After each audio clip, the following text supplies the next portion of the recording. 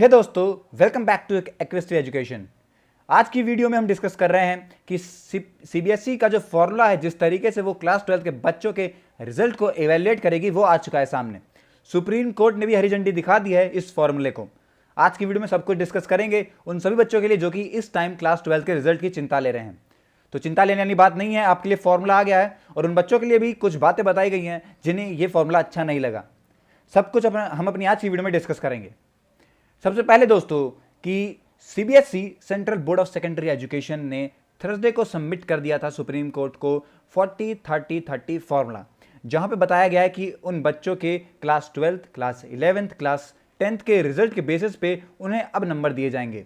इस फॉर्मूले के अकॉर्डिंग कि 40% मार्क्स दिए जाएंगे उसके जो प्री बोर्ड या फिर मिड टर्म एग्जाम हुए थे क्लास 12 के अंदर, 30% मार्क्स दिए जाएंगे उसके फाइनल एग्जाम के मार्क्स जो से मिले थे क्लास 11th के अंदर, और 30% मार्क्स दिए जाएंगे उसके क्लास 10th के बोर्ड एग्जाम से जो उसको मिले थे।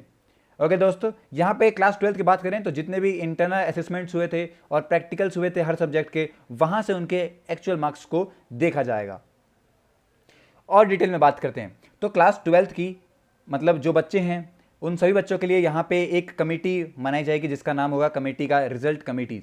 और जितने भी एग्ज़ाम हुए हैं उस स्कूल के अंदर उस क्लास 12 वाले बच्चों के लिए, उसमें से 2 सीनियर मोस्ट टीचर्स वहाँ पे लिए जाएंगे और 2 टीचर्स लिए जाएंगे जो कि क्लास 12 के बच्चों को पढ़ा रहे हैं, और उसके बाद उनके आप कह सकते हैं जो पेपर्स होंगे उन्हें इवेल्युएट करेंगे। ओके, क्लास 11 के बारे में बात करें तो जो भी मार्क्स उस बच्चे ने क्लास 12 में क्लास 11 में पाए थे, मतलब 2019-2020 के अंदर, तो वो वहाँ से उसके नंबर लिए जाएंगे जो कि 30% होंगे।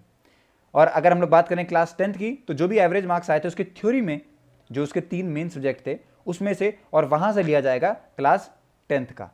आई होप कि आपको समझ में आ गया होगा कि 30% क्लास 10 से, 30% क्लास 11 से और 40% लिए जाएंगे क्लास 12 से।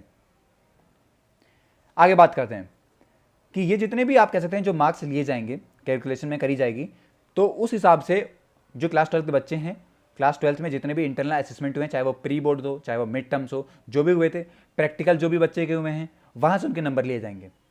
क्योंकि कई कॉलेजेस में क्या है, स्कूल्स में भी है काफ़ी कुछ कि 80 मार्क्स का हो जाता है थ्योरी, 50 का प्रैक्टिकल। बहुतों में ऐसा है कि 70 का थ्योरी, 30 का प्रैक्टिकल, और बहुतों में तो ऐसा भी है कि 30 का थ्योरी और 80 का प्रैक्टिकल। तो वहाँ पे भी उन चीज़ों को कॉन्सेंट रखने के लिए यहाँ पे और बातें बताई गई हैं कि उनके इंटरनल असेसमेंट और प्रैक्टिकल्स के नाम हर एक सब्जेक्ट से उनके कॉलेज मतलब स्कूल में देखे जाएंगे, और जो जिन स्कूल वालों ने नहीं कराया है उनसे बोला जा रहा है कि वो अभी जिनने उनके टेस्ट बाकी हैं वो ऑनलाइन करवा लें जल्दी से जल्दी। यहाँ पे एक टेबल है जहाँ से आपको अब समझ में आ जाएगा। क्लास 10th में 30, क्लास 11th में 30 और क्लास 12 में 40।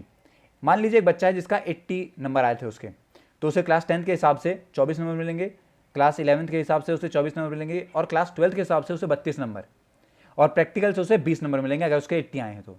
ओवरऑल मान लीजिए अगर आप लोग, तो यहाँ पे उसके 12th में मतलब जो प्रैक्टिकल के जुड़े हैं वो 12th वाले में जुड़ जाएंगे और टोटल हो गए उसके 52 नंबर 12th में, और यहाँ पे उसको कैलकुलेट करके उसे नंबर दे दिए जाएंगे।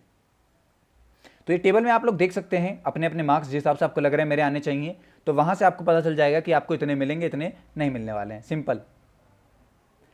अब देखते हैं स्टैंडर्ड। ये जो प्रोसेस हुआ, ये पूरा जो प्रोसेस है, इसमें क्या स्टैंडर्ड रखा गया है, क्या स्टैंडर्ड मेंटेन करा गया है, जिस तरीके से जो बच्चे की जो पिछली परफॉर्मेंस है, अगर बच्चा कोई इंप्रूव कर गया है तो उस पर ज़्यादा फर्क ना पड़े। तो देखिए यहाँ पे बोला गया है कि हर सब्जेक्ट वाइज यहाँ पे असेसमेंट की जाएगी, देखा जाएगा 2020-2021 के अंदर, और वहाँ पे रेंज रखी जाएगी कि +5 और -5 मार्क्स के।